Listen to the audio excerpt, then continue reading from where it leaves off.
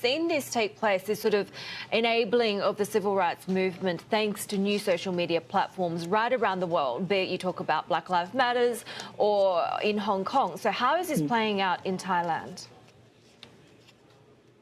So the protesters in Thailand are using these social media platforms very creatively. Platforms such as Facebook, Twitter, and Telegram have really emerged as the backbone for this decentralized and leaderless movement that's calling for the government's resignation, a rewriting of the charter, and monarchy reform. They're using these online forums to communicate among themselves and ask supporters to vote on when and where to rally and what their next move should be.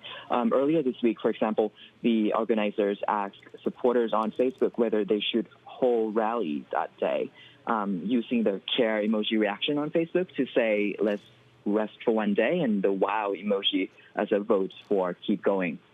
That's really interesting, but at the same time, what does this mean for the police? Because in the past, protests are nothing new in Thailand, right? But you would have key political figures out and about, and you'd be able to sort of contain that. How are the police dealing with this? So the social media has really helped these protesters stay ahead of the authorities that have been trying to quell this movement since the government declared the emergency rules last week that banned large gatherings. And because the use of this social media, they are flexible and nimble. They can call off the gatherings quickly and disperse quickly when there's a crackdown.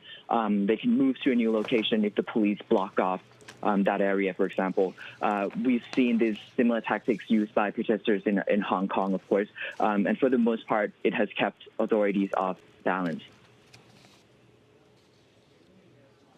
Right, so Randy, in terms of the level of government crackdown that we're seeing and where the momentum is headed, what's the latest with the protests?